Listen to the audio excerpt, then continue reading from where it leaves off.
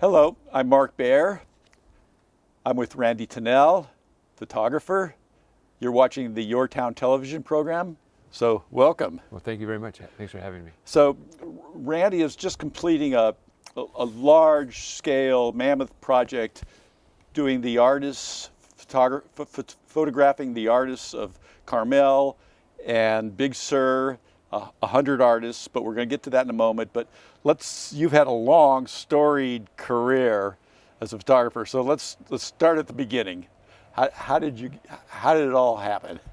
Well, it's I guess from the glorious moment of being the president of Camera Club in high school, and you grew up here. Yeah, I grew up in Pacific Grove, and then got involved and interested in photography, and the area was perfectly set for that. And of course, it's a big, beautiful world. So left the area and went to some other markets and way to school, and eventually came back about 23 years ago, and have been working here since then.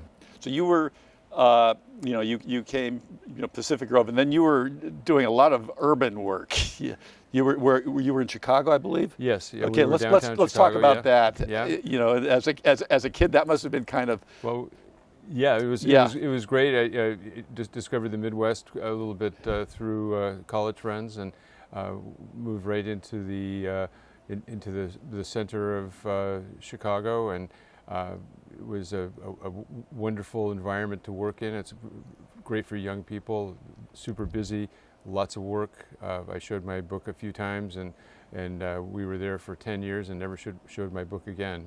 People gave me a chance and had a lot of experiences, and we pretty much had Chicago really well dialed in. So how soon? You're head of Camera Club in school. How soon did you know that you had an eye? Because having an eye is the rarest thing in photography. Having a singular vision that you were able to know this is a Randy photograph. When did that come to you?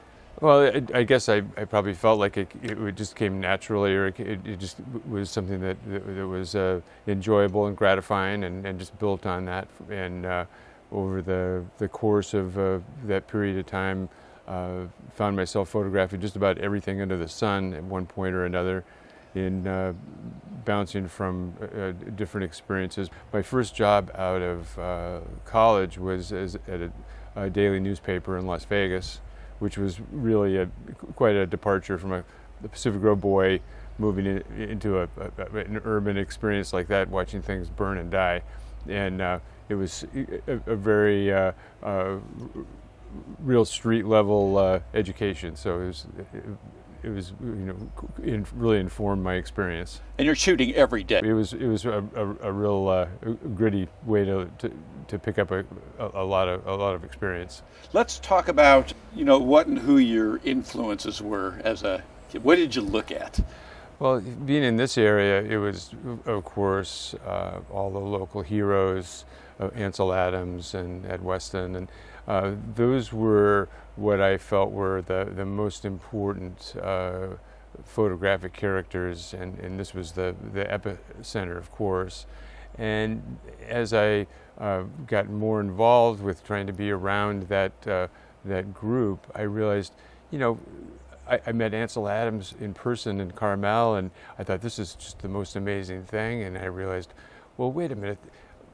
Landscape photography has been done to its perfection. There's no reason whatsoever to pursue this at all. So I pivoted. I started taking photographs of my friends, and I would do things like a series of, the classic, your friends with their pets. And so do your friends really resemble their pets? And of course they do. And so that in that way, I just kind of started expanding, just photographing anything that I could, and finding any kind of project that I could muster.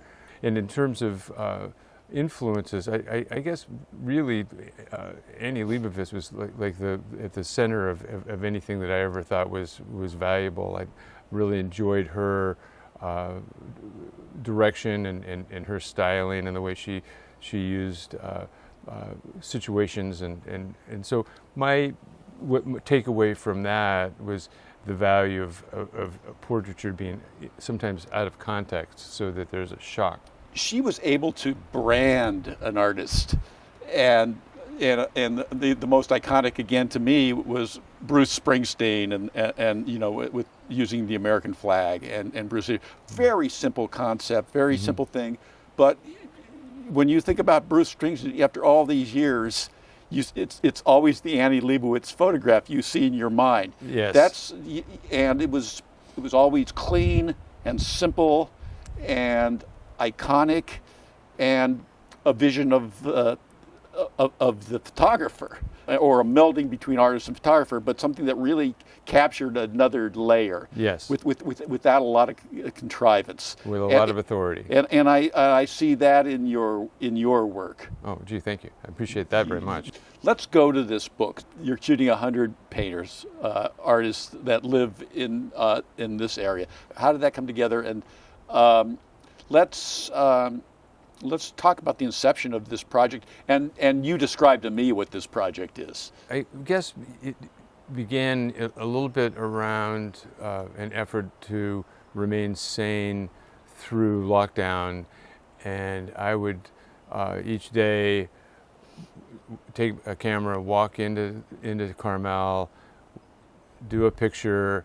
I was doing a picture a day, and in those travels saw the galleries, met the characters in the galleries, and it was such a compelling portrait study subject for a portrait study that I met Joaquin Turner, did a photograph of him with his work, and I thought what a wonderful opportunity to capture what I think is a really under-celebrated local treasure in the form of these painters. Well, we have just an amazing array of artists in the area, and I thought, well, let me just narrow this down to painters strictly, and I can get my arms around that, I thought. And as I became more and more familiar with the characters and photographing the local talent, realized that the scale of it was a little bit bigger than I thought. I thought, well, first I'd like to have just a public display of some sort of my portraits, and so I went to the city, and they allowed me to use Devendorf Park to put large photographic prints on easels and show.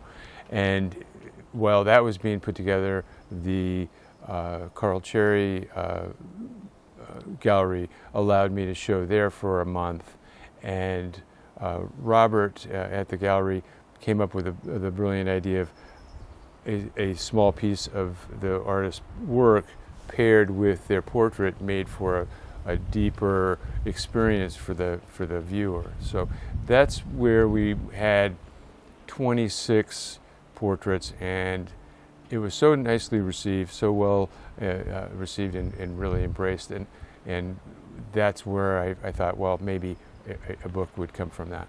Well, that's where I first saw your work, and when your wife called me, I'd known of your project because I'd seen it, and I see so much stuff, and to remember a random thing that I'd seen a couple months earlier in a random setting, and without having met you before, I said, oh, I know that, because it really, photography is such a mysterious thing that you'll see thousands and thousands and thousands of photographs, around. I mean, it's, especially if you're on Instagram, or, now I see so much digitally, that it's very, very, very hard for an image to stand out. And those stood out. I remembered them. Wonderful. So, when your wife called me, I said, wow, that's exciting. Right. We recruited you as a subject, as the painter that you are, and embodying the spirit of what we were trying to capture. Yeah. I've had the opportunity to have the experience of being photographed, by you. And so I've got to see this from the inside. That's right. That's true. Yeah. So when I'm thinking of this in terms of painting, I'm thinking of how Lucian Freud paints his models, and he paints a lot of different people, but he paints them. They're always Lucian Freud paintings, and all these photographs, they're all Randy Tunnell photographs. It's a way of expressing you through an image. Sure. They're your style. They're your look. They're your. Again, with your work, it's clean. It's clean. It's well lit. It's not overdone. Mm-hmm. It's not over fancy. It's not over elaborate, and yet it is all those things in a subtle way. And I think that comes from a lifetime of work. Sure, hundreds of thousands of practice shots, and in the meantime, and the approach that I've taken for this study is the interest of capturing a dignified, classic portrait in a neutral way as the focus of the portrait, in a setting of either where they create their work or their work coming into the frame. And the blend has been quite an interesting experience.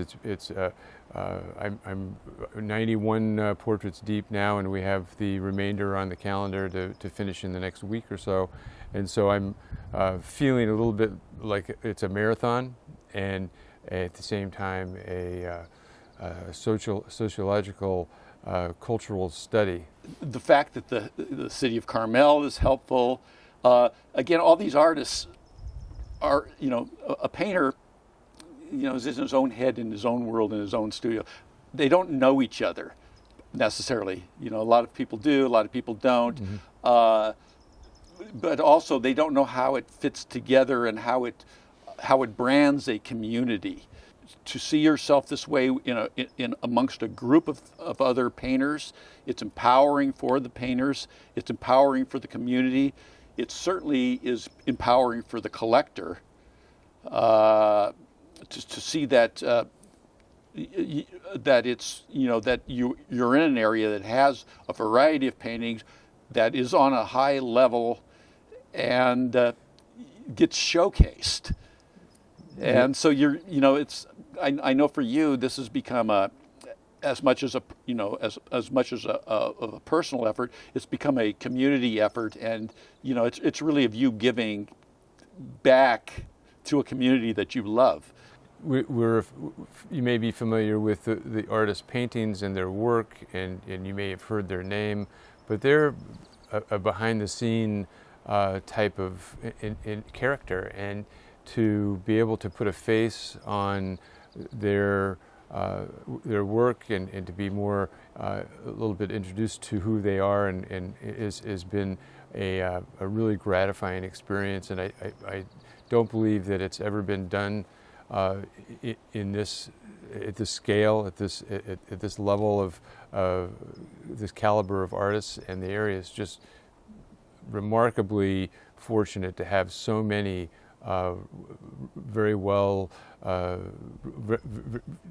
highly talented and skilled painters. I think it's unique to the area, and so that lends itself to be the story in itself, to get a meaningful graphic historical document of this culture at this time. We talked about Greg Hawthorne, who's in this, and I've talked to Greg Hawthorne. We've talked about the past, and he's very much of the opinion the interesting time is now.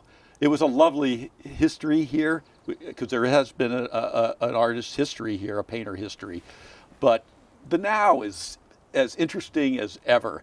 And I think what the book is going to reveal is, wow, it is interesting. It becomes something bigger than the individuals. And it is clearly and obviously an homage to these painters who are so skilled. And it's also an homage to Carmel and Big Sur and the nature of this area that I think is so unique to graphic artists, whether they be the photographers or the painters or the other disciplines that moved here over the last 100 years. And I'd like to have this be a milestone in capturing the culture as it exists right now, and hopefully have a shelf life for a long time from now. Artists, painters here, it's part of the lifestyle. And what the value of the book, I mean, besides the aesthetic value and the historical value, you have the sense that people live here. They'll collect local art. They'll have this book in their house.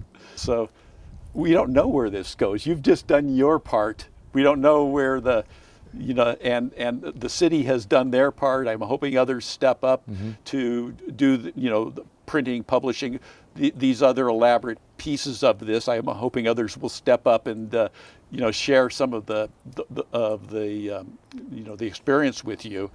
But what a trip, huh? Yes, it really is. I mean, it's been quite a vision quest for me. I see, like you mentioned, a symbiosis. I feel like the beautiful homes that we create here are already filled with our local artists' work, and I imagine here's the work, and these are the characters that created this work, and we're all supporting the